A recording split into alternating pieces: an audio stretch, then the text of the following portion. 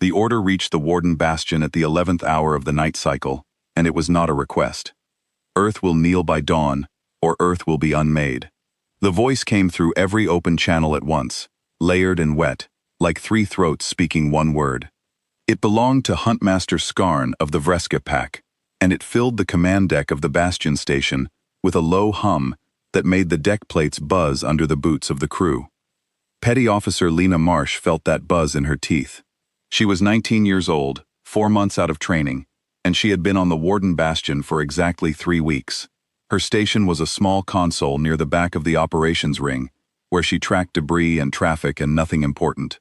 Tonight, nothing was small. The forward screen showed the Vresk fleet.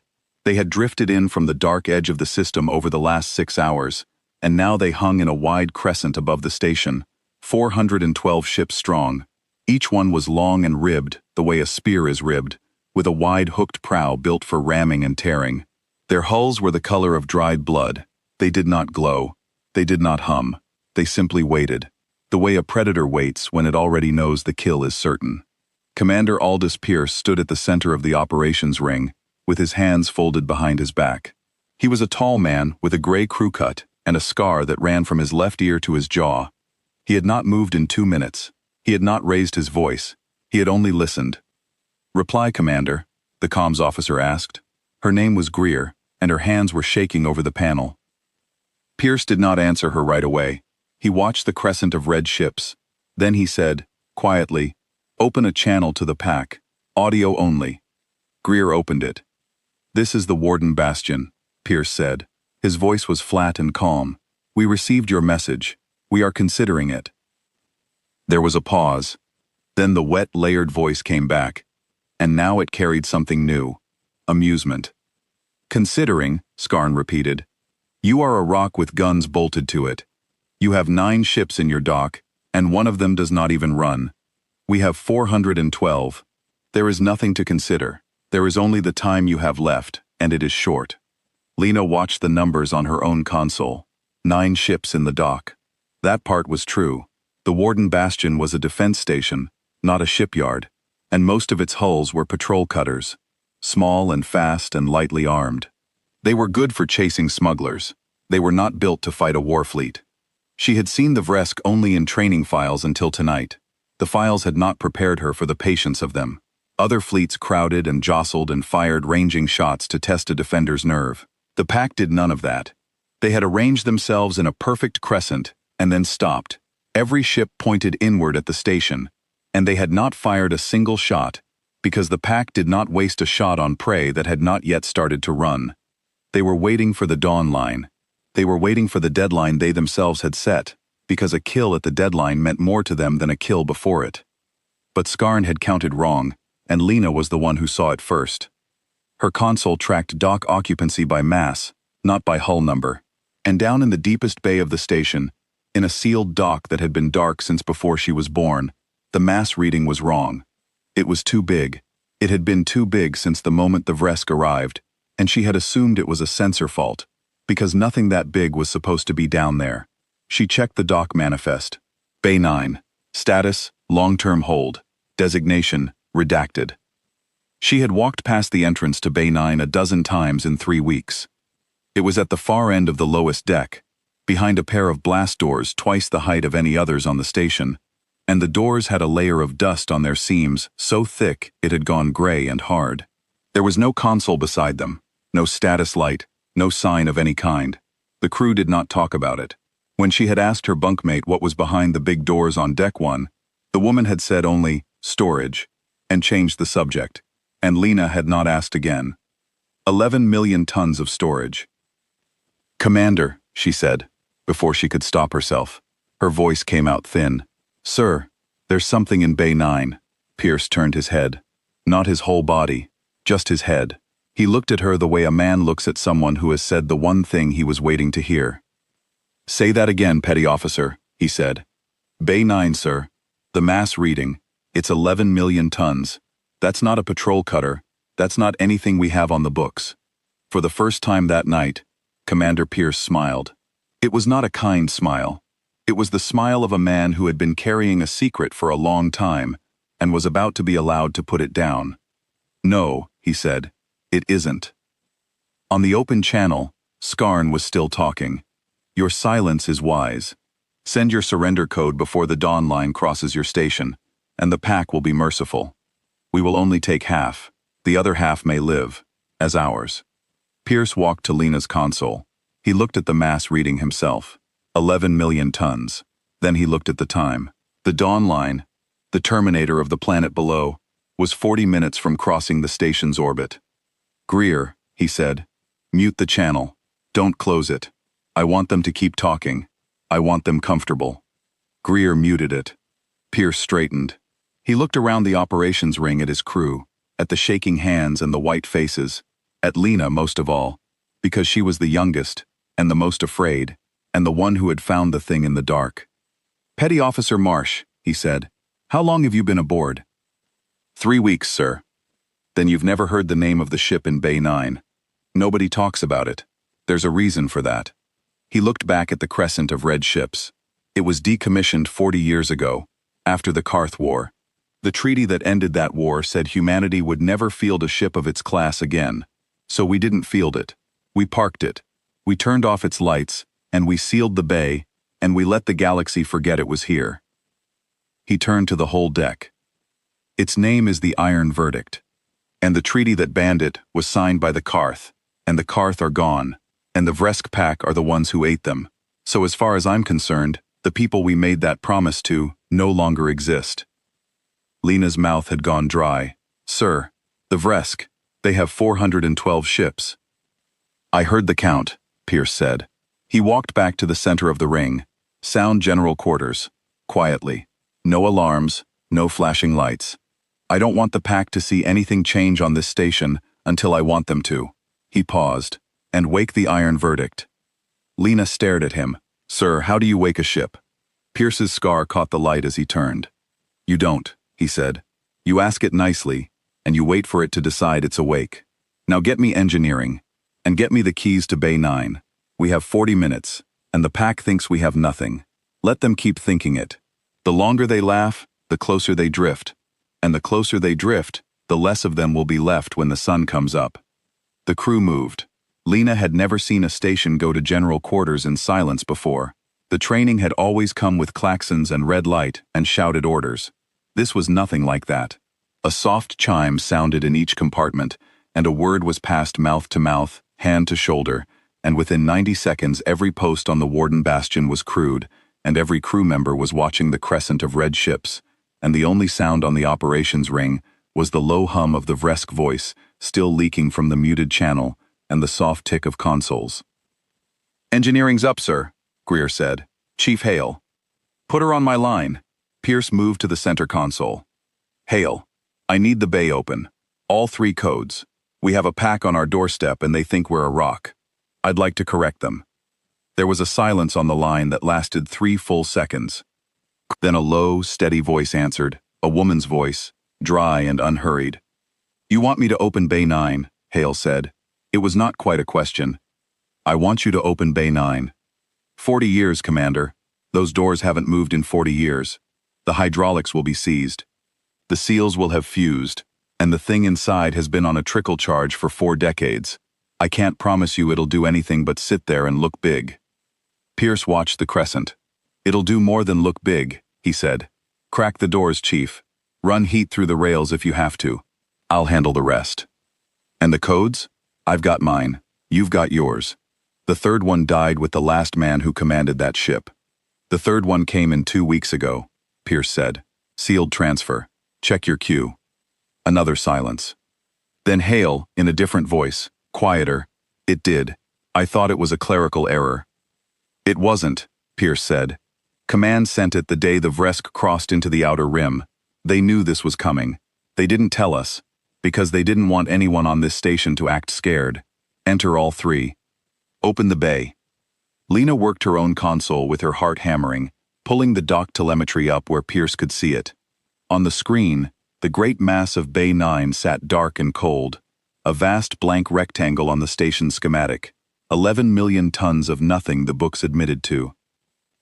Then, as Hale's codes went in one after another, a single light appeared on the schematic.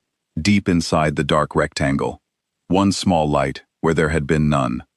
"Commander," Lena said softly, "there's a power reading in Bay 9. It just came up. It wasn't there a second ago." Pierce looked at the small light on the screen for a long moment. "There it is," he said. "It heard the doors. It's deciding whether it's awake." He looked at the time, 36 minutes to dawn. "Come on, old man. We need you tonight." Down in the dark of Bay 9, 11 million tons of sealed metal began, very slowly, to warm, and the single light grew to 2, and then to a dozen, moving up the dark rectangle on the schematic from stern to bow, like an eye-opening one slow degree at a time. The keys to Bay 9 were not keys at all. They were a sequence, a long string of codes held in 3 separate vaults across the station, and no single officer was allowed to know all 3. Pierce held one. Chief Hale held the second. The third had died with the last commander of the Iron Verdict, 40 years ago, and had been reissued only once, 2 weeks past, by a command that had seen the pack coming and said nothing. Hale entered all 3. On Lena's console, the dark rectangle of Bay 9 came alive, light by light, and a deep, slow thrum began to come up through the station from below, felt before it was heard, a vibration in the deck plates that had nothing to do with the buzz of the Vresk voice. "Doors are seized," Hale reported. "I'm running heat through the lower rails. 8 minutes to crack them, maybe 9. After that, I can vent the bay, and it'll move under its own power, if it wants to." "It'll want to," Pierce said. Lena looked at him. "Sir, you keep saying that like the ship can hear you." "It can," Pierce said. He did not smile this time. "The Iron Verdict has a thinking core. Not a full mind, not anything that would scare a treaty lawyer, but enough.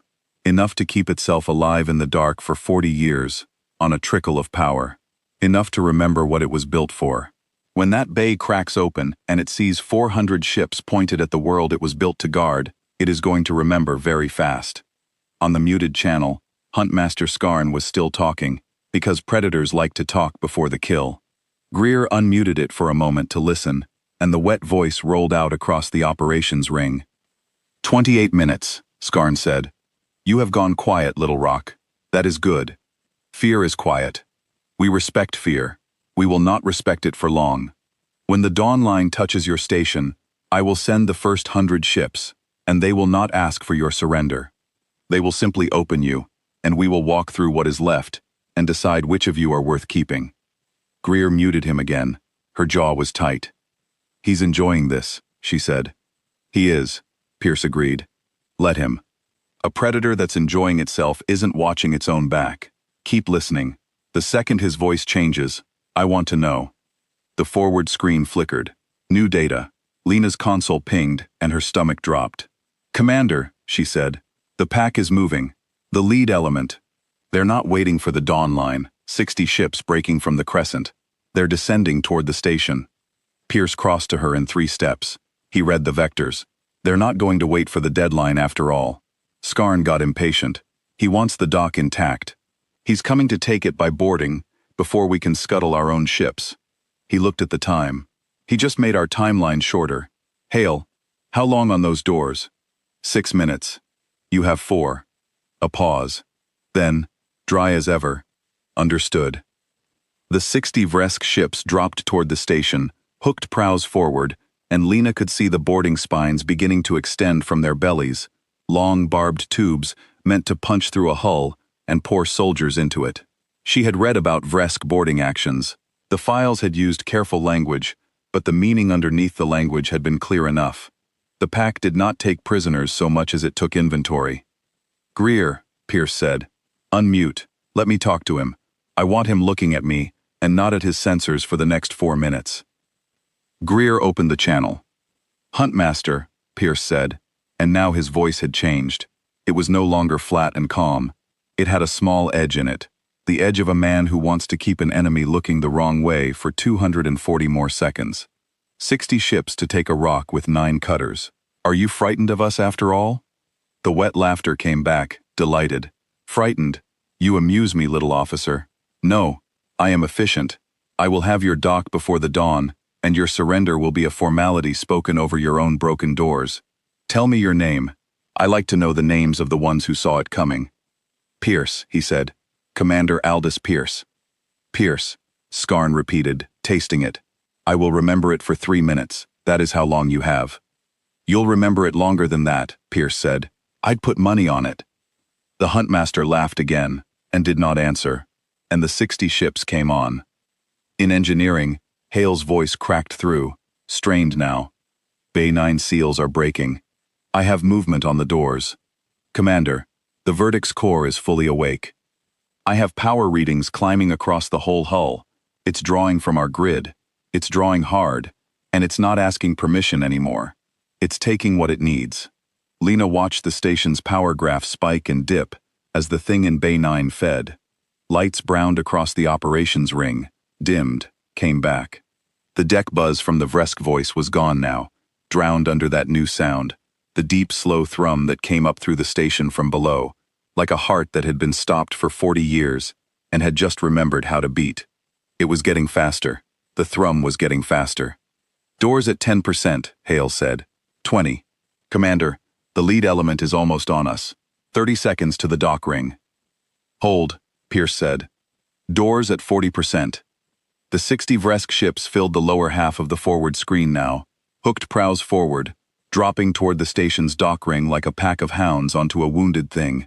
Lena could see the individual hulls clearly, the ribbing, the dried blood color, the barbed boarding spines reaching out.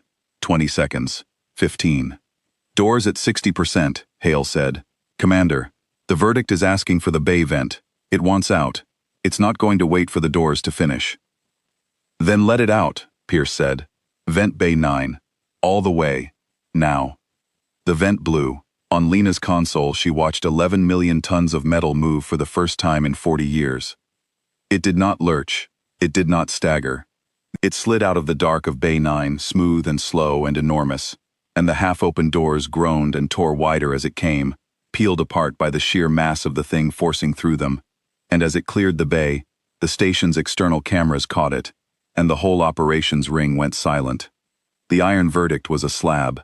That was the only word Lena had for it.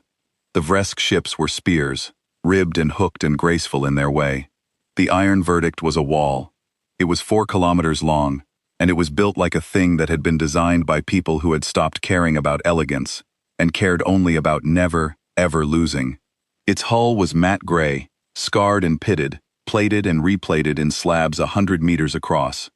Gun batteries ran down its flanks in rows, hundreds of them, dark and cold, and waking one by one as the lights moved up the hull from stern to bow. It had no glowing lines. It had no warm running lights. It was the color of an old anvil, and it moved with the terrible patience of something that knew it could not be stopped, and had nowhere it needed to hurry. The 60 Vresk ships were 3 seconds from the dock ring when the Iron Verdict came around the curve of the station and into their path. Lena would never forget what happened to the channel in that moment. Huntmaster Scarn's voice, which had been wet and layered and certain all night, cracked clean down the middle. "What is that?" he said. It was not a question. It was a sound a predator makes when the shape of the world stops making sense. "Identify your vessel," he said, sharper now. "Warden Bastion. Identify the vessel. It is not in the registry. There is no vessel of that class in any registry. Identify it." Pierce answered him, and his voice had gone calm again, calm and cold and final. "You already know what it is," he said. "You just don't have a word for it yet. The Karth had a word for it. They used it right at the end, when there were only a few of them left. They called it the thing that ate the dark. Then they signed a treaty to make us promise we'd never use it again." He paused. "You ate the Karth, Huntmaster, so I think the promise is yours now. Would you like to collect on it?" The Iron Verdict opened fire. Lena had never seen what a heavy ship of the line could do. Nobody on the station had. The gun batteries down the Verdict's flank did not flash and twinkle the way the patrol cutter's guns did. They spoke in long white lances, dozens at a time, and where the lances touched the lead Vresk element, the ribbed red hulls came apart. Not exploded, came apart, the way wet paper comes apart, peeled open along their seams, and folded inward and gone. In 4 seconds, 11 of the 60 lead ships were debris. In 8 seconds, 23 were gone. The remaining 37 broke. They had come in as a pack, certain and unhurried, and now they scattered, hooked prows turning every direction at once, climbing and diving and rolling to get away from the wall that had come out of the dark. The iron verdict tracked them without seeming to hurry. Its batteries swung. The white lances followed. The 37 became 30, then 20, then a scatter of ribbed wreckage tumbling past the station's windows, catching the light of the still rising sun on the planet's edge. Up in the operations ring, no one cheered. They watched. It was too big to cheer at.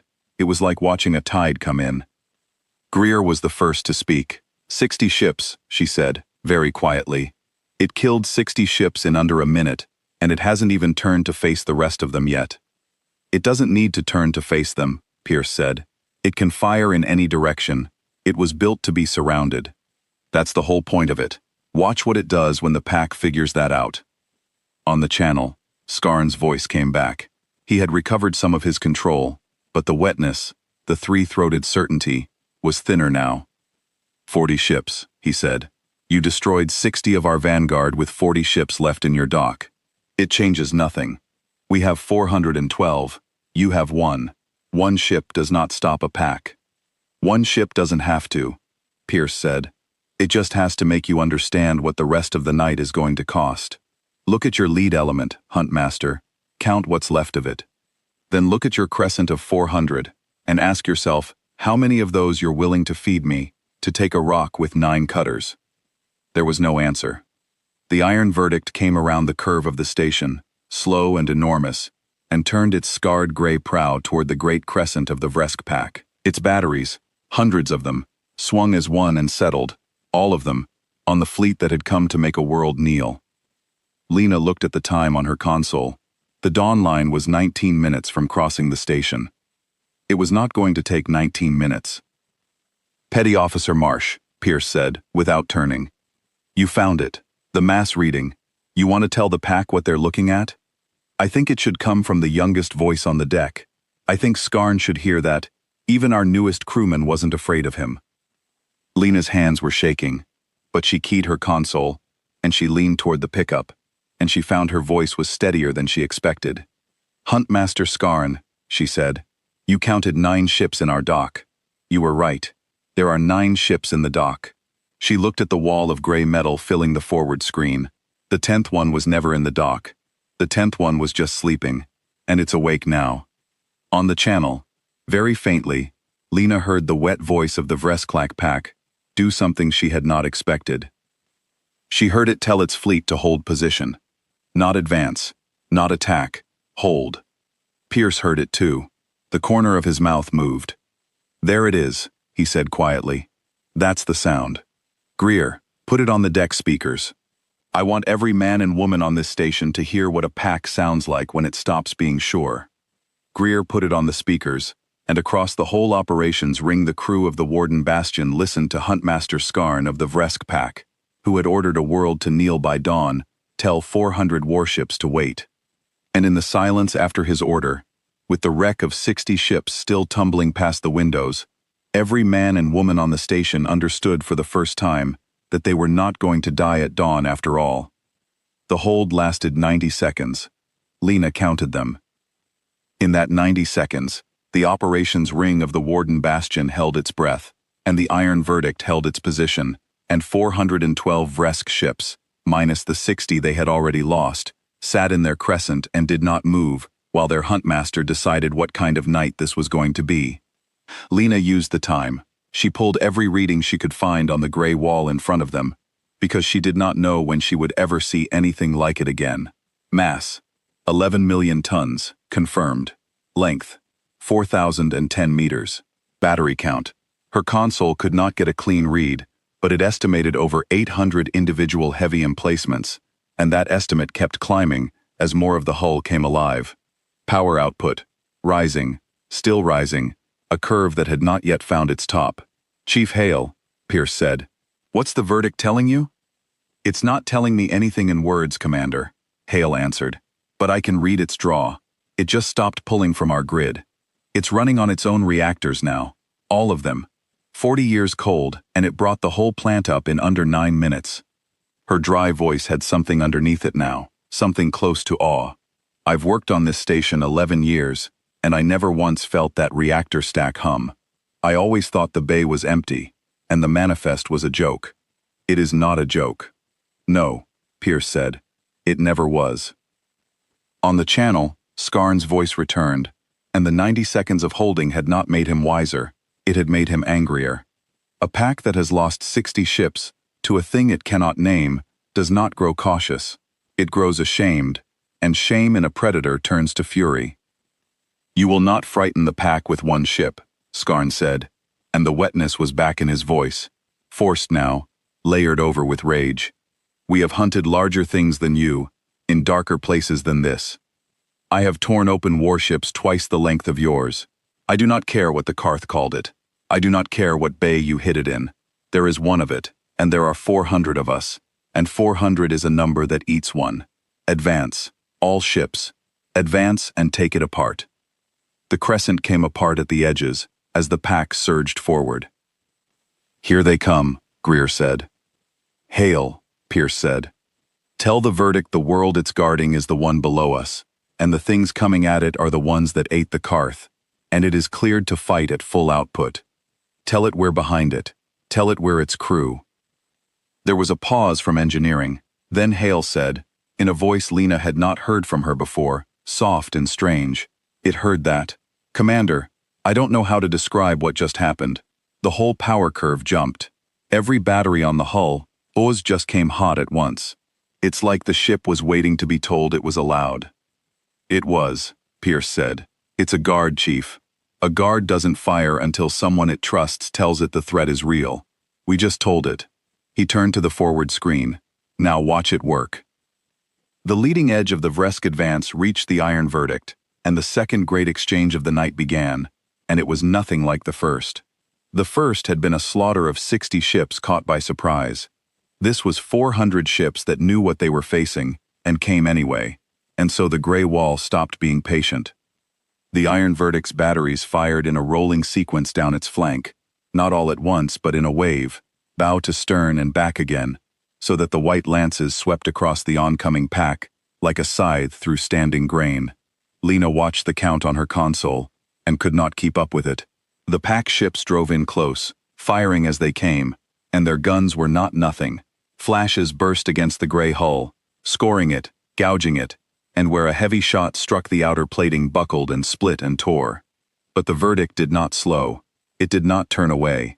It took the hits on 100 meters of layered armor, and kept the wave of its own fire rolling, and the pack ships that had closed to knife range came apart at knife range, peeled open along their seams the way the first 60 had been, debris spinning out into the dark in every direction.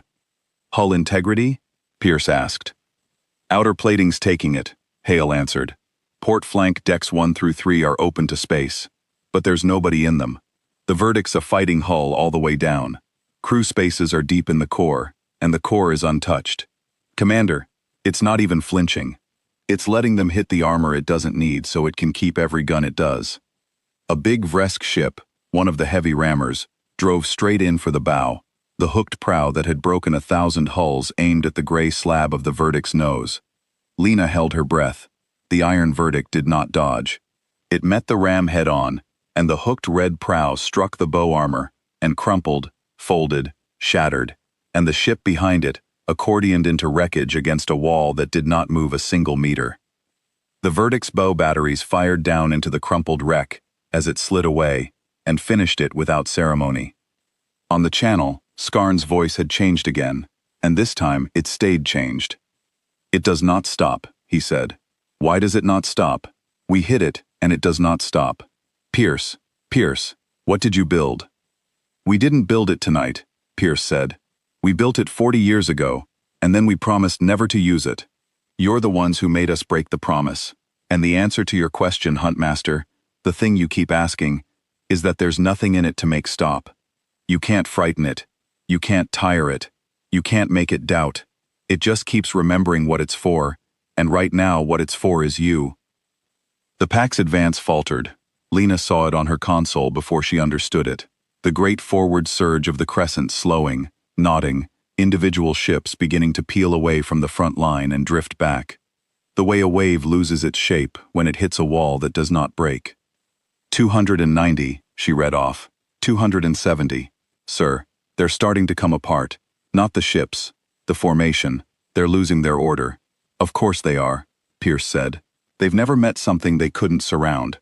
Their whole way of fighting is built on being the bigger number. The iron verdict just took being the bigger number off the table. Now they don't have a plan. Watch what a pack does when it loses its plan.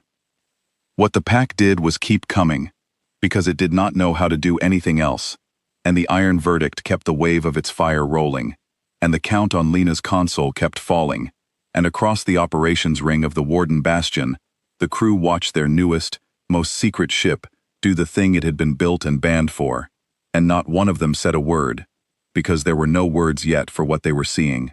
There was only the gray wall, and the white lances, and the dawn line still 19 minutes from a station that was no longer going to need it. Lena glanced at Commander Pierce. He had not moved from the center of the ring through any of it.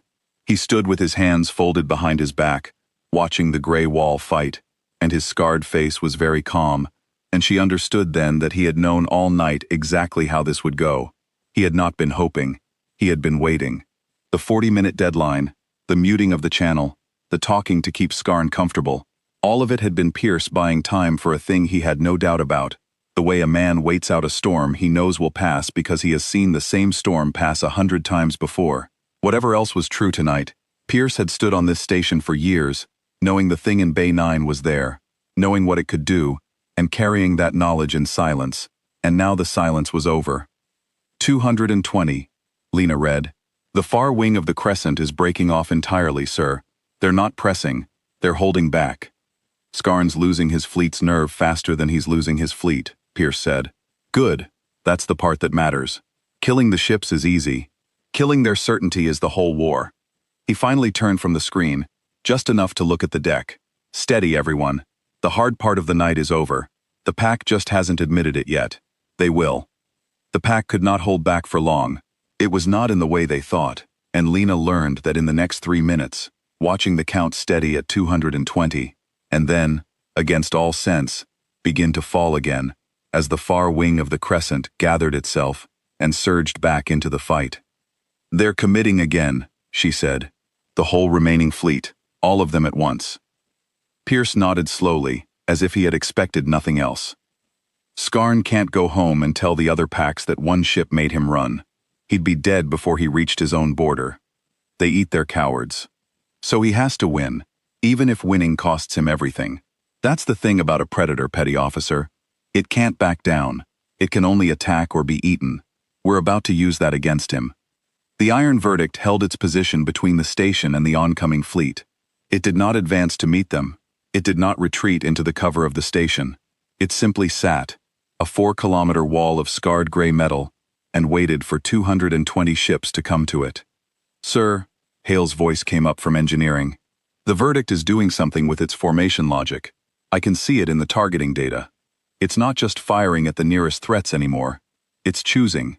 It's leaving gaps. Gaps? Lena said. Watch the south side of the engagement, Hale said. It's not firing there. It's leaving a lane open. Lena pulled the south side up on her console, and Hale was right. On every other face of the iron verdict, the white lances were rolling out in waves, but on the south side, the side that faced the dark edge of the system, the guns were quiet. A lane of clear space stretched away from the gray hull toward the rim, and the dark beyond it. It's leaving them a way out, Lena said slowly. It's leaving the pack a road home. It is, Pierce said. He almost smiled. I told you it was a guard and not a weapon. A weapon surrounds you and finishes you. A guard makes sure the thing it's guarding is safe, and gives the rest of you somewhere to run.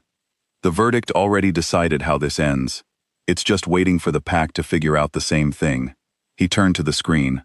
Most of them won't take the lane, not yet. Skarn won't let them, but it's there, and every ship that dies from here on dies because Skarn wouldn't let it use the road the human ship left open.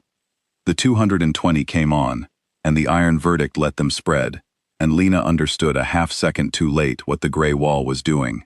It was letting the pack commit to the encirclement one last time. It was letting them stretch their wings wide around its flanks, letting them believe that this time, With their whole remaining strength, they could wrap the wall and break it. Then it fired in every direction at once.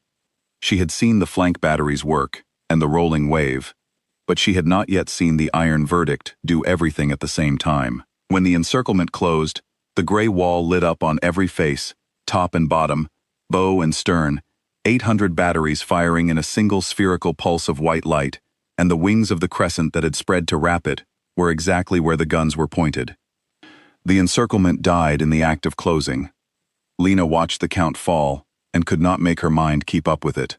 220, 190, 160.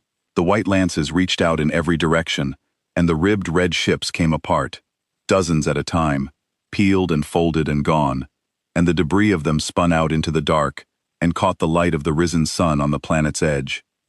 140, she said. 120. Sir, they're still coming. They have to, Pierce said. Watch. A cluster of pack ships, perhaps 30 of them, broke from the dying encirclement and made a coordinated run at the iron verdict's flank, all of them firing together, concentrating everything they had on a single 100-meter section of armor. It was the smartest thing the pack had done all night. If anything could hurt the gray wall, it was 30 ships hitting one point at once. The section of armor buckled. It split. A long gash opened in the verdict's flank, venting atmosphere and debris into space. And for 1 second, Lena felt the whole operations ring go cold, because the gray wall had finally been wounded. The iron verdict did not react to the wound. It rolled. 11 million tons of metal turned on its long axis, smooth and unhurried, presenting fresh, undamaged armor to the 30 ships. And as it rolled, it brought 100 more batteries to bear on them, and the 30 that had made the smartest run of the night became wreckage in under 4 seconds. The gash in its flank kept venting. The ship did not care. It had armor to spare, and the wound was nowhere near anything that mattered.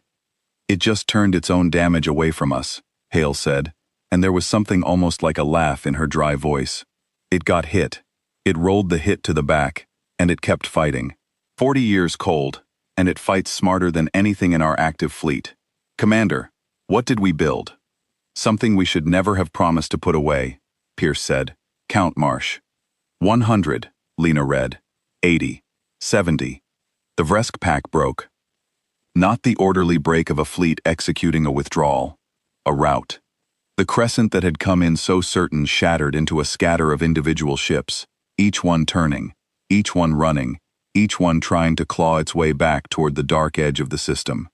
And now, finally, they found the lane the iron verdict had left open on the south side, the clear road toward the rim, and they poured into it.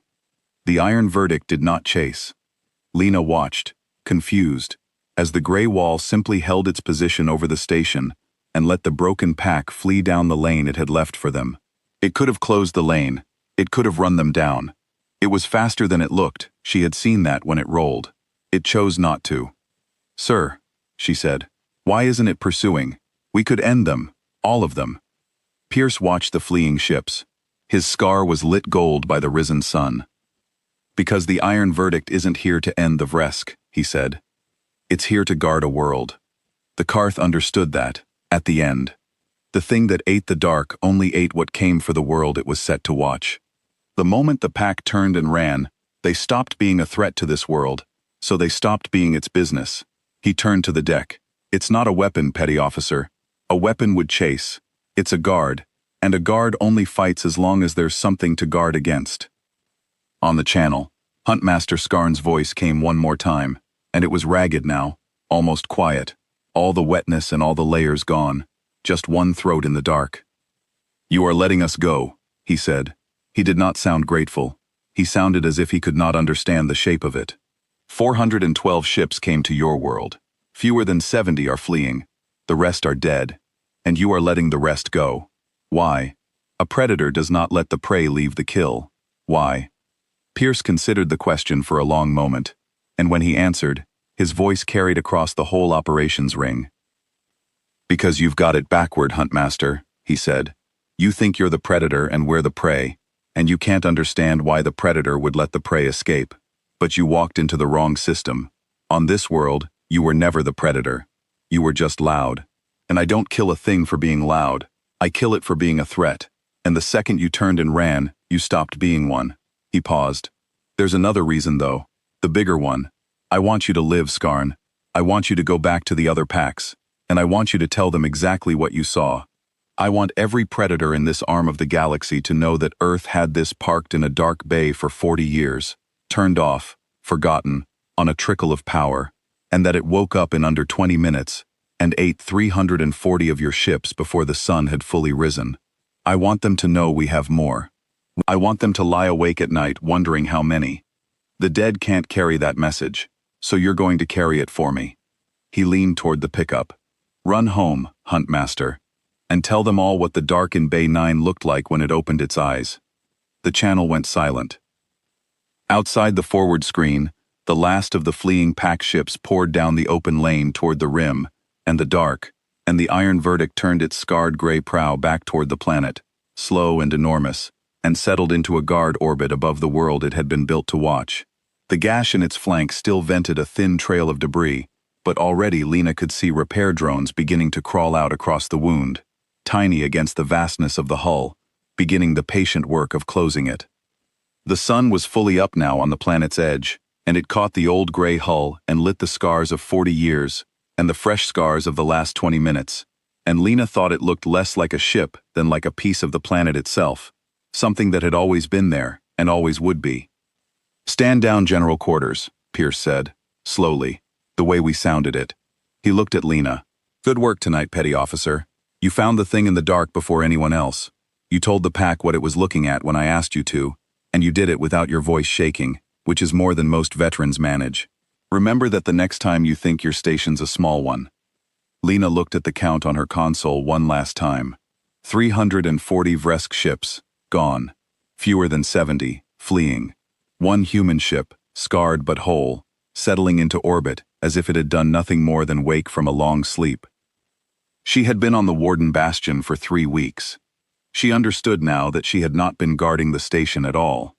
The station had been guarding the thing in Bay 9, all along, until the night it was needed.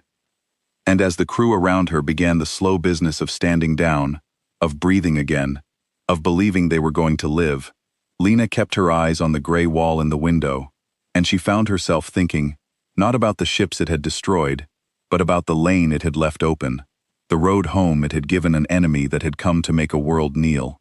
There was something in that, she thought, something that the pack would never understand and would never stop being afraid of.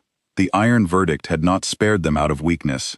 It had spared them because it had already won so completely that mercy cost it nothing at all.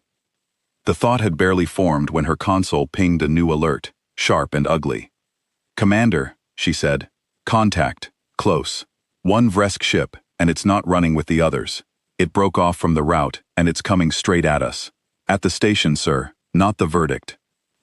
Pierce crossed to her. "Skarn?"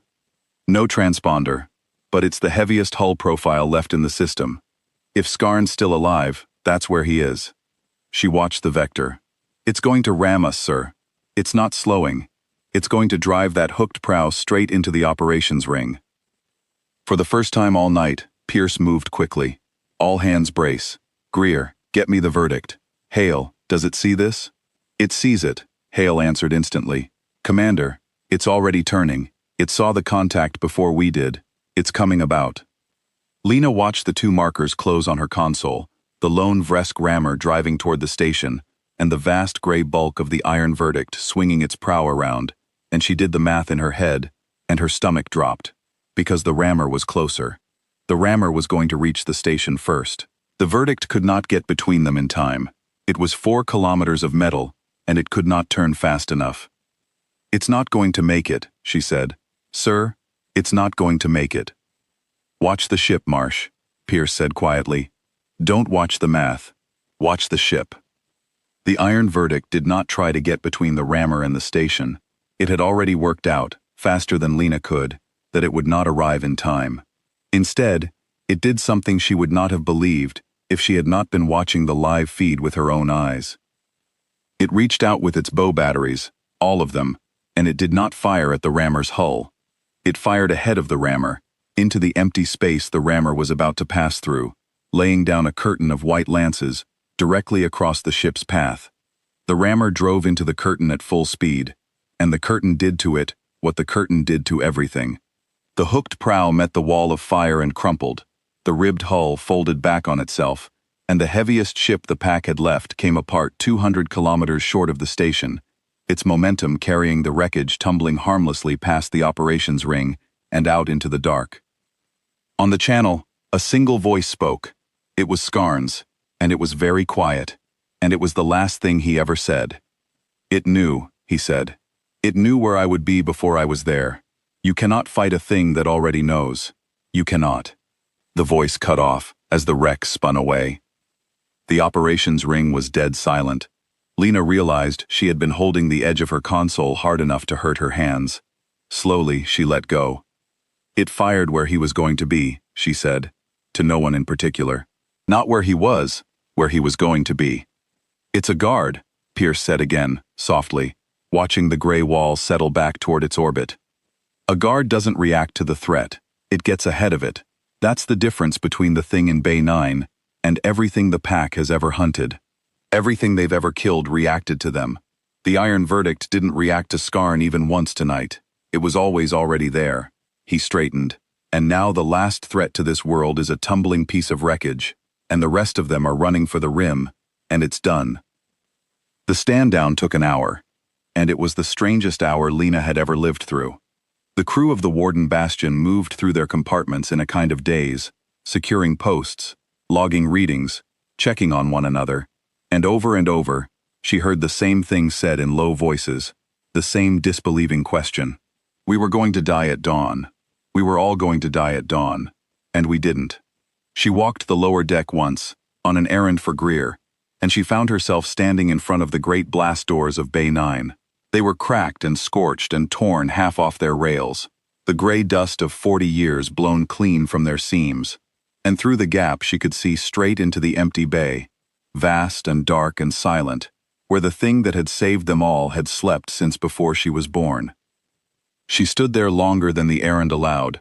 She thought about how many times she had walked past these doors without a second look. She thought about how many times she had walked past these doors without a second look. She thought about a ship that had kept itself alive in the dark for 40 years on a trickle of power, patient and cold, waiting to be needed, asking for nothing, expecting nothing, simply holding on to the memory of what it was for until the night the memory was called on. When she came back up to the operations ring, the Iron Verdict had settled fully into its guard orbit above the planet, and the repair drones had nearly closed the gash in its flank, and the sun was high and clean over the curve of the world below. "Petty officer," Pierce said, when she returned to her console. "You went and looked at it, the bay." "Yes, sir." "Everyone does, the first time," he said. "After. You walk past it 100 times thinking it's nothing, and then one night it's everything, and after that, you never walk past it the same way again." He looked out at the gray wall in orbit. "There are stations like this one all over human space, Marsh. Most of the people on them think they're guarding a quiet rock at the edge of nowhere. They're not. They're guarding what's in the dark behind the big doors, until the night it's needed. Tonight was our night. There will be other nights, on other stations. And the galaxy is only just beginning to learn what's behind the doors." The message from Pack Command reached the Warden Bastion 6 hours later, and it was not a surrender. It was worse. For the Vresk, it was a question. "Warden Bastion. This is Overpack Voice Drent. We require the registry designation of the vessel that engaged Huntmaster Scarn's hunt. We require its class. We require its production count. Provide this, and the Pack will consider a cessation of all action against human worlds." Lena was still on the operations ring. She had not slept. None of them had. Commander Pierce stood where he had stood all night, hands behind his back, watching the gray wall of the Iron Verdict hold its quiet orbit over the planet. "They want to know how many we have," Greer said. "That's the whole message. They don't care about the cessation. They just want the number." "Of course they do," Pierce said. "A predator can fight anything it can count. It's the thing it can't count that breaks it. Scarn's dead, so somebody higher up the pack just inherited the worst problem in the galaxy, which is a human ship they have no number for. They've spent 6 hours running every scrap of sensor data they pulled off the Verdict, and they still can't fit it into any class they know. So now they're asking us to fill in the blank for them. He almost smiled. We are not going to fill in the blank. He had Greer open the channel. Overpack voice Drent, Pierce said. This is Commander Pierce of the Warden Bastion. You asked for a production count. I'm not going to give you one. Not because I'm hiding it, because the number wouldn't help you. Whether we have one of these ships or 100, the answer to your fleet is the same. And last night you watched what the answer is. You sent 412 ships. We woke up something we'd forgotten we owned, and we kept 340 of yours, and we did it without bringing out a single thing we actually remembered. There was a long silence on the channel. Then Drent's voice came back, and it was careful in a way no Vresk voice had been careful at the start of the night before. You imply there are vessels you remember, vessels not forgotten, larger than the one we faced. I don't imply anything, Pierce said. I'm telling you the Iron Verdict was a ship we decommissioned, banned, parked in a dark bay 40 years ago, because a treaty said we couldn't field it anymore. It is, by the standards of my fleet, an old ship, a retired ship, a ship we weren't even supposed to have, and it ate 340 of yours before the sun had finished rising. He let that sit. Now, you're a careful voice, Drent, carefuler than Skarn was, so I'll let you do the math the careful way. If that's the ship we forgot, what do you suppose the ships we remember look like? Lena watched the channel telemetry. The Vresk were not just listening, they were recording, analyzing, trying to find the lie in Pierce's words, the bluff, the crack they could push a claw into. There was no crack. That was the thing. Pierce had not lied once.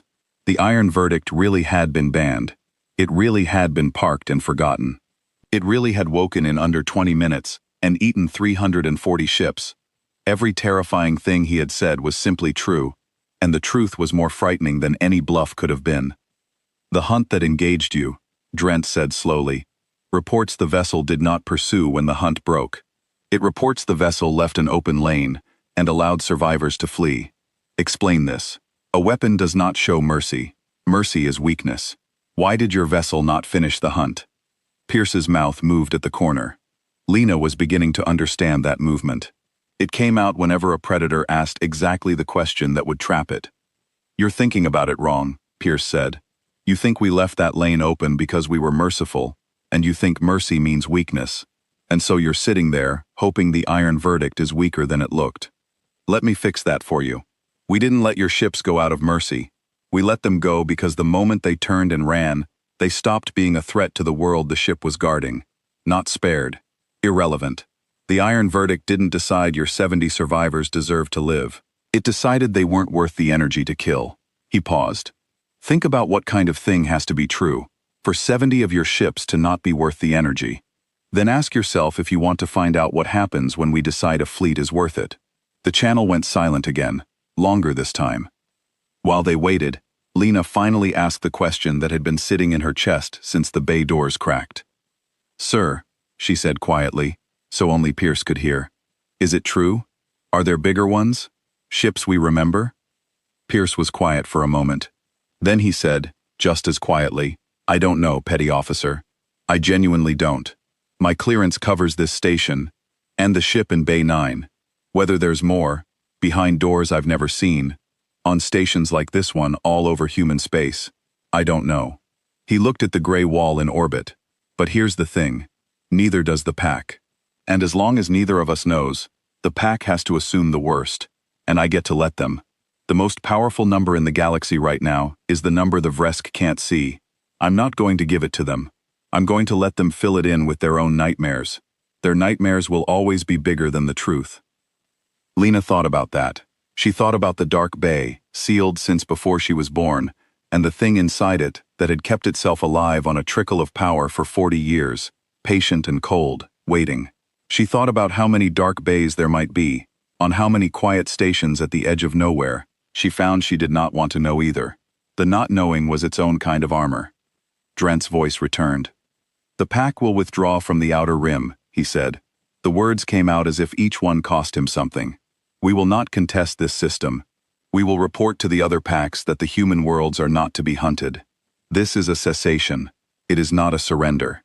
The Vresk do not surrender. Call it whatever lets you sleep, Pierce said. A cessation is fine. Withdraw past the rim beacon by the end of the day cycle. The iron verdict will watch you go. It won't fire unless you turn back. But understand me clearly, voiced Drent. If a single Vresk ship crosses the rim beacon toward a human world again, ever, we won't wake the iron verdict to meet it. He leaned toward the pickup. We'll wake something we remember. The channel closed. Lena watched the long-range plot. Across the next hours, the scattered remnants of the Vresk pack gathered themselves at the dark edge of the system. Fewer than 70 ships now, ribbed and red, and far less certain than they had been at the 11th hour of the night cycle. They formed up. They did not form the crescent. The crescent was a hunting shape, and there was nothing here they dared to hunt. They formed a column, a long, thin line, the shape of a fleet that wants only to leave, and they began to move toward the rim beacon and the dark beyond it. The iron verdict watched them go. It did not move from its guard orbit. It did not turn its prow to follow. It simply held its position over the world it had been built to watch, and let the broken pack file past it on the long-range plot, and made no sound at all. Lena found that the silence of the great gray ship was the most frightening thing about it. The Vresk had filled the night with their wet, layered voice, their threats, their certainty. The iron verdict had never said a word. It had spoken only in white lances and folded hulls, and now that the speaking was done, it had gone back to its patient, cold quiet, and somehow the quiet said more than any threat Skarn had managed. "Sir," she said, "what happens to it now? The verdict. Does it go back in the bay?" Pierce considered the gray wall in orbit. "I don't think it does," he said. "I think those days are over. The treaty that banned it was signed by a people that no longer exists. The pack that ate them just learned what waking it costs. I think the iron verdict has earned the right to fly with its lights on." He paused, and the corner of his mouth moved again. "Not that it has any lights, but you take my meaning." By the end of the day cycle, the last of the fewer than 70 Vresk ships crossed the rim beacon and vanished into the dark, and the long-range plot of the system was empty of red for the first time in 7 hours. The Warden Bastion stood down from general quarters fully then, and a strange, ragged quiet settled over the station, the quiet of people who had been certain they would die at dawn, and had instead watched the dawn come up over a victory none of them had known they were holding in reserve. Lena sat at her small console at the back of the operations ring, the one that tracked debris and traffic and nothing important, and she watched the scarred gray wall of the iron verdict hold its quiet orbit, and she understood that she would never again think of any post as a small one. Somewhere below, in the deepest part of the station, Bay 9 stood open and empty for the first time in 40 years, its great doors cracked and scorched, its dark finally let out into the light. And out past the rim beacon, in the cold and the dark where the packs gathered to lick their wounds, a careful voice named Drent was already trying to explain to the other overpack voices a number he could not give them, because no one had told it to him, because the humans had decided that the most powerful weapon they owned was the one the Vresk would never be allowed to count. He would tell them about the gray wall. He would tell them about the white lances and the folded hulls, and the open lane left like an insult. And at the end, when they asked him how many such ships the humans had, he would have to tell them the truth, which was that he did not know, and that the humans had made very sure he never would. 2 hours after the last Vresk ship crossed the rim beacon, a new signal reached the Warden Bastion, and this one came not from the dark but from home. It was a tight beam transmission from command, routed through 3 relays, marked with a clearance code Lena had never seen before, and Pierce had seen only twice in his career. He took it alone in his ready room, and when he came back out, his face had changed. Not softened, settled, the way a man's face settles when a thing he has carried for years is finally spoken aloud by someone else. "Listen up," he said to the operations ring. "Command has acknowledged the engagement. They've confirmed the iron verdict's status. As of 1 hour ago, the treaty class is reactivated, fully, by emergency order. The ban is over.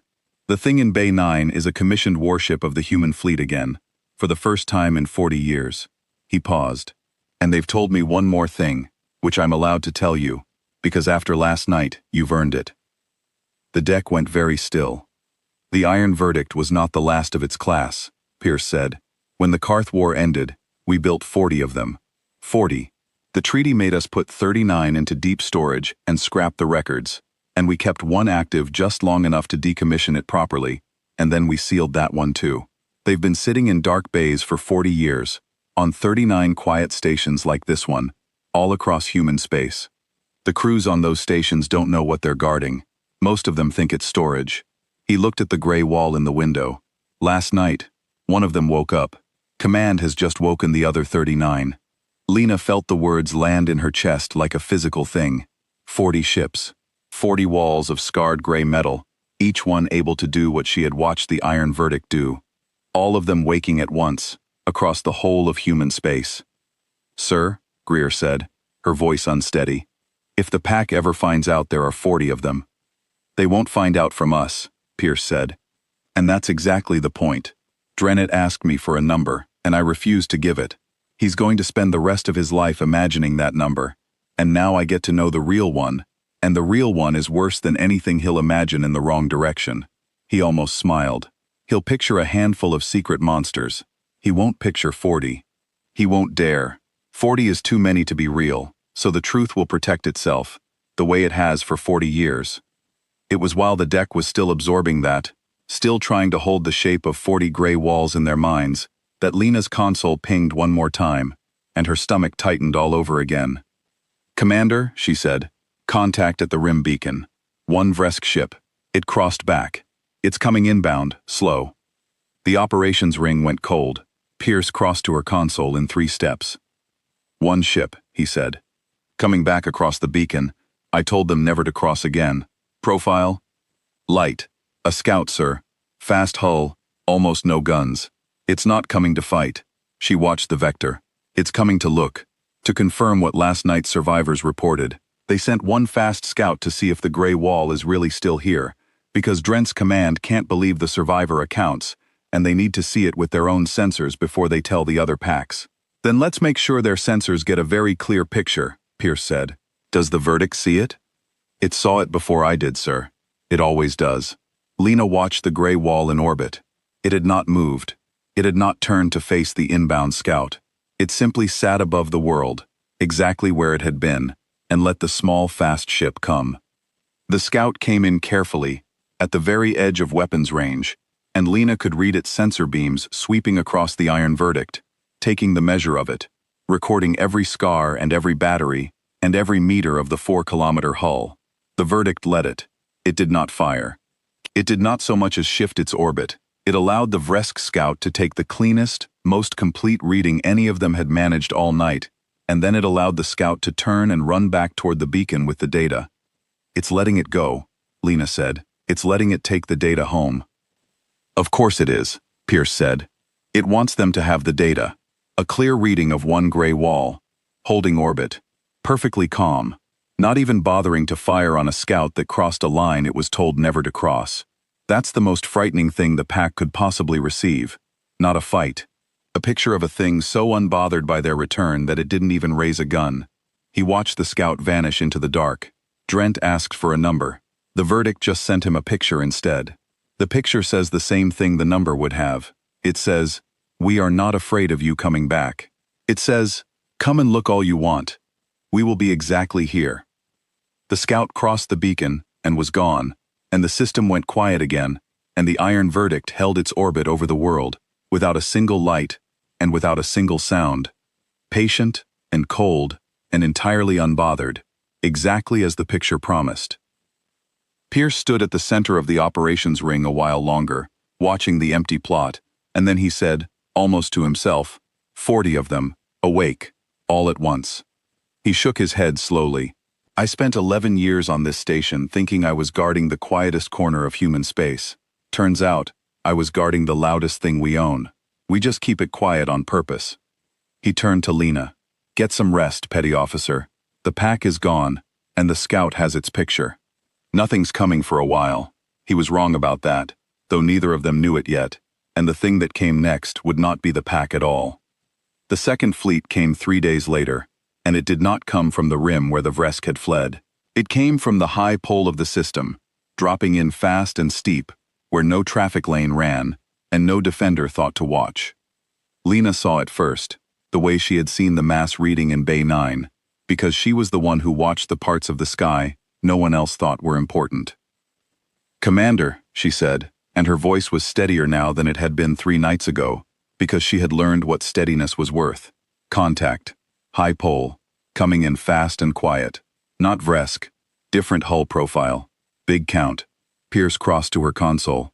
He read the vectors and the profiles, and his jaw tightened in a way she had not seen before. "That's not the pack," he said. "That's the Severin Tithe, the ones who fund the packs. Skarn worked for them. They paid for the 400 ships." He straightened. Skarn's survivors ran home. The scout brought back its picture, and instead of staying away, the Tithe came to take a closer look. They want to know if the gray wall is real. They want to scan it for themselves, with their own instruments, so they can price it, so they can sell the data, so they can plan around it. His voice went flat and cold. "They didn't come to make us kneel. They came to measure us. That's worse in its way. The pack hated us. The Tithe just want to put us on a balance sheet." "How many?" Greer asked. Lena counted. 610. "Sir, that's bigger than the pack." "It would have to be," Pierce said. "The Tithe doesn't bet on a sure thing. They bet on overwhelming the unknown. 610 ships to take the measure of one. They think numbers are the answer to a thing they can't count." He looked at the gray wall in orbit. "Let's teach them the same lesson we taught the pack, but this time, we won't hold anything back. They paid for the first lesson. They can pay for this one too." The Severin Tithe fleet did not threaten. That was the difference Lena noticed at once. The Vresk had filled the night with threats. The Tithe came in silent, fanning out across the high pole of the system in a precise, disciplined globe. 610 ships of smooth dark metal, and they did not say a word. They were not predators. They were accountants with weapons. They had come to take a reading and adjust a price. Their scanners reached out toward the iron verdict. Lena watched the scan beams sweep across the gray hull on her console, fine and probing, measuring the armor, the batteries, the mass, the heat, taking the measure of the thing in orbit, the way a buyer measures a house before he names a price. "They're scanning it," she said. "Full spectrum. They're trying to put a number on it." "Let them," Pierce said. "Let them get a good clean reading. I want their number to be exact. I want them to know precisely what they're looking at before they understand it can't be priced." He keyed the channel himself. "Severin Tithe. This is Commander Pierce, of the Warden Bastion. You're scanning a vessel called the Iron Verdict. I'll save you the analysis. It's 4,010 meters long, 11 million tons, with over 800 heavy batteries, and 3 nights ago, it destroyed 340 of the ships you paid Skarn to bring here. You're welcome to the data. It won't help you." The reply came back smooth and cold, a single calm voice that did not waste a word. "Warden Bastion. This is Tithe Auditor Vesk. We have your vessel's specifications. They are within parameters we can overwhelm. 340 losses against 412 ships is a ratio. We do not bring 400 ships. We bring 610. The ratio favors the Tithe. Stand down your vessel and remit the data on its construction, and we will price your worlds fairly. Resist, and we will take the data from the wreck." Pierce listened to all of it without expression. When Vesk finished, he was quiet for a moment. Then he said, "Auditor, you did your math on the wrong night." He turned to Hale's line. "Engineering. The Iron Verdict held back 3 nights ago. It fought at full output against the pack, but full output for a guard is not full output for a hunter. Skarn never made it angry. He just made it work. The Tithe paid for the pack, and now they've come to audit the bill in person. I think it's time the Iron Verdict showed them what the actual bill looks like." He paused. "Ask the ship if it remembers what it was at the end of the Karth War. Not what it's been since. What it was at the end, when the Karth gave it the name." There was a long silence from engineering. Then Hale's voice came up, and it was strange and quiet. "Commander," she said, "it remembers. It's asking permission to stop guarding and start hunting. It says it has not been allowed to hunt in 40 years. It is asking very politely."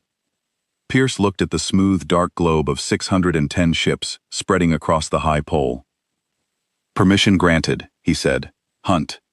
The Iron Verdict moved.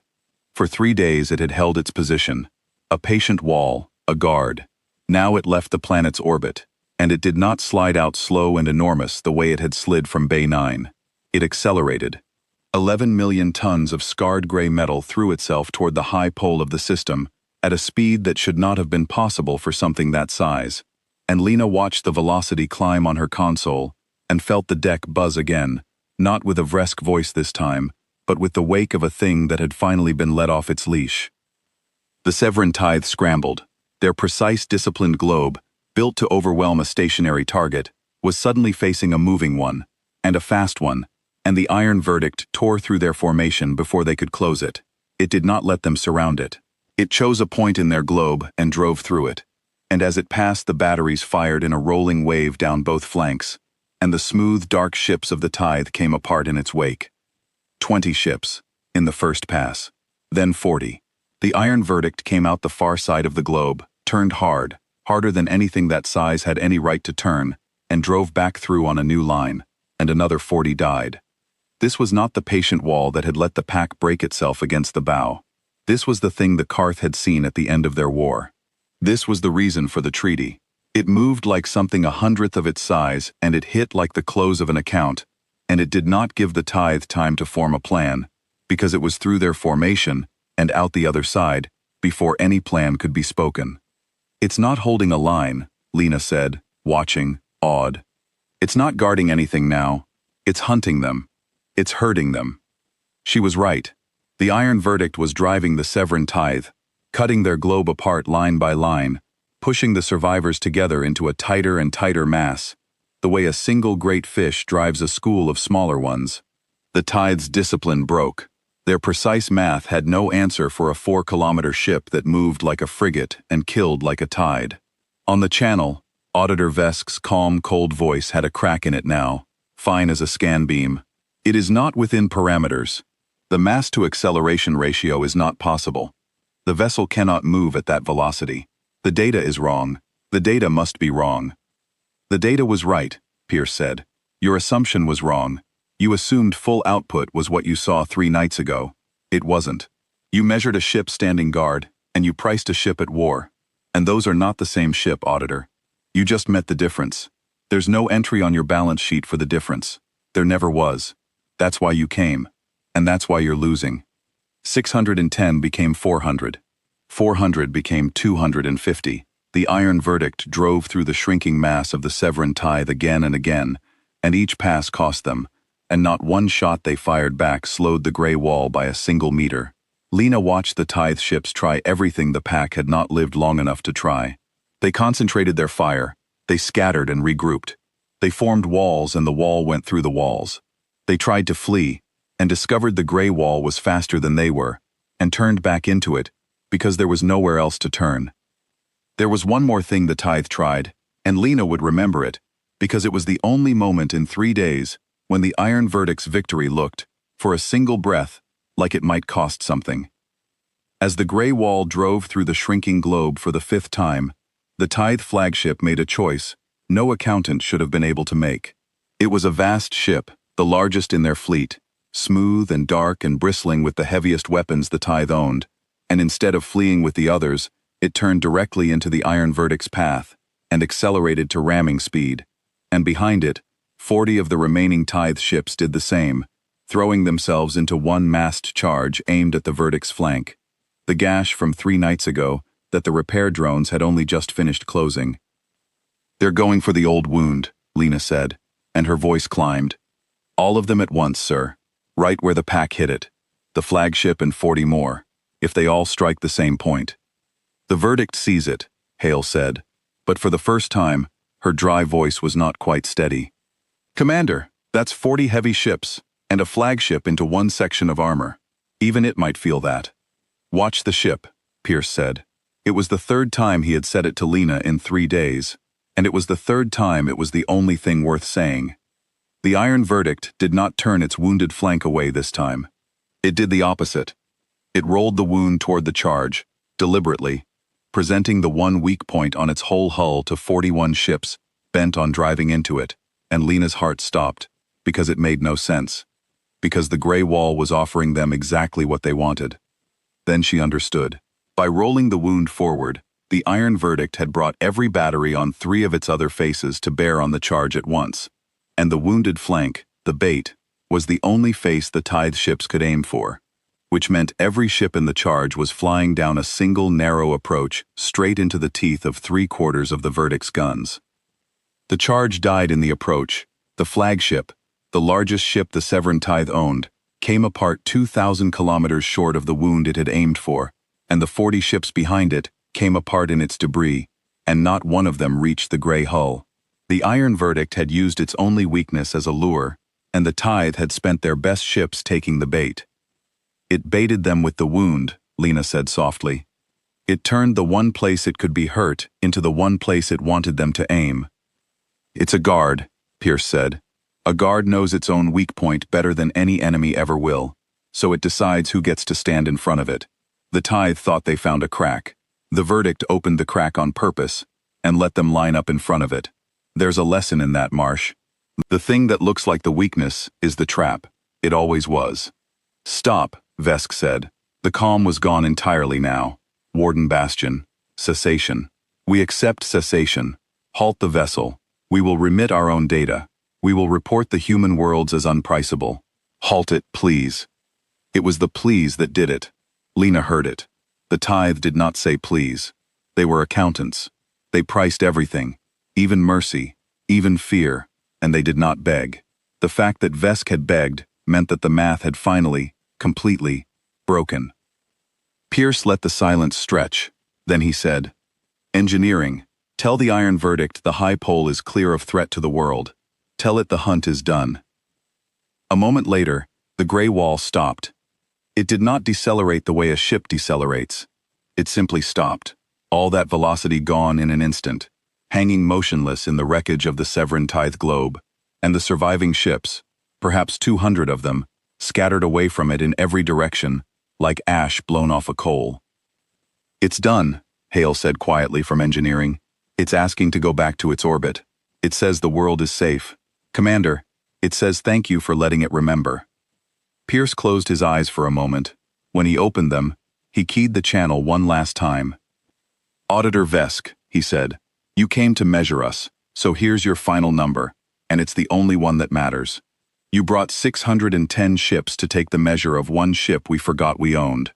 3 days ago, the Vresk brought 412. That's over 1,000 ships, between the two of you, sent against a single world.